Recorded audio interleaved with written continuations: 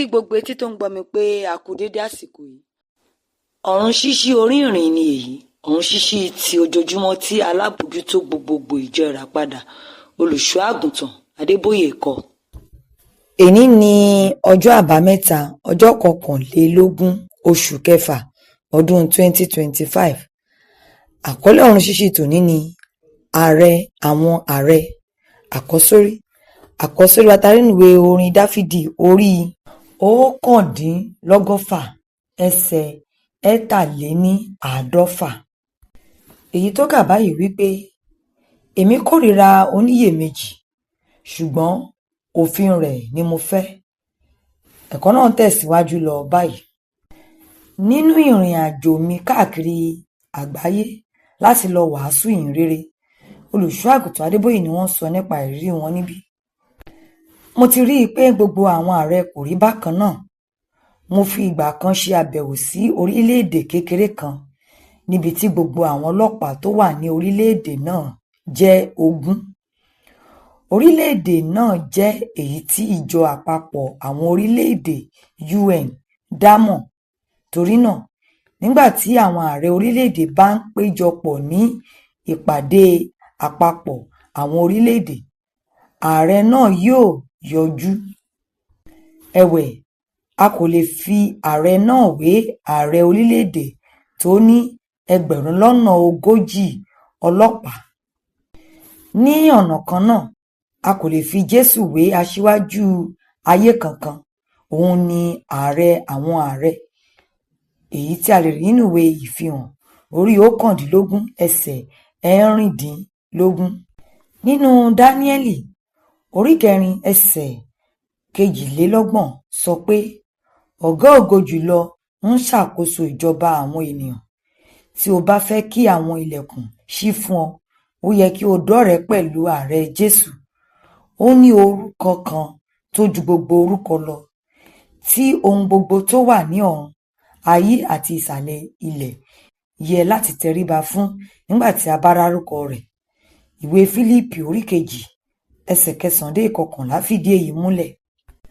Bó ti wù kí ààrẹ lágbára tó, tí ó bá kéde ìsémọ́lé, yóò múlẹ̀ ní agbègbè tó jọba lé lórí nìkan. Ẹ̀wẹ̀, Jésù ní àṣẹ káàkiri àgbáyé, ní ọ̀run àti kódà ní ìsàlẹ̀ ilẹ̀.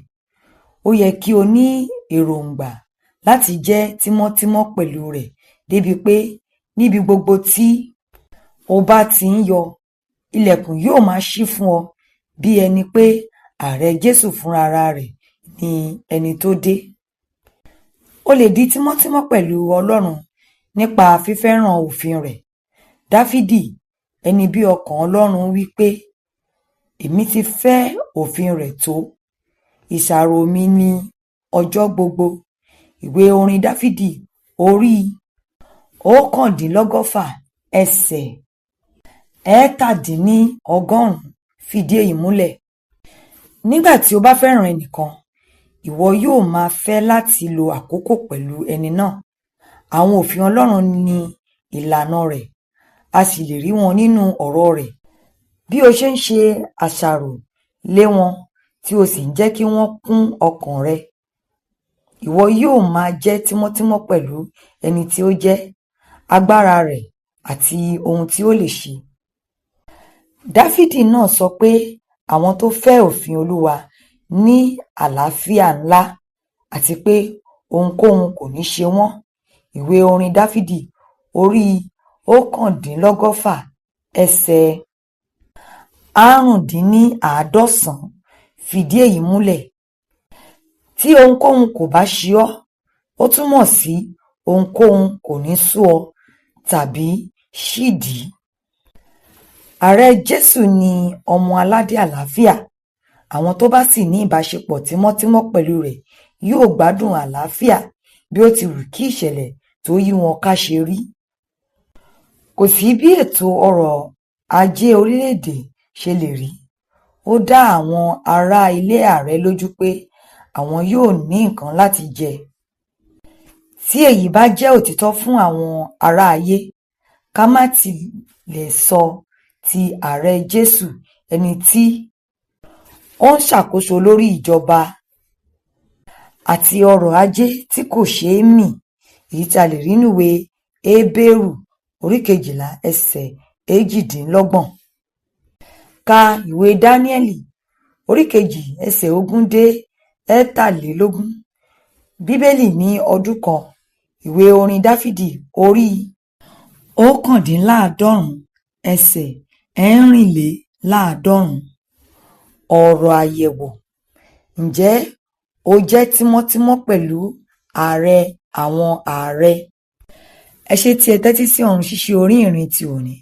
Tí ẹ bá fẹ́ darapọ̀ mọ́ wa láti máa pín Ọ̀run Ṣíṣí Orí Ìrìn yìí lórí ayélujára, ẹ tẹ àtẹ̀jíṣẹ́ Ọ̀run Ṣíṣí Orí Ìrìn sí 0805654 kí ẹnìkan kó ké hallelujah.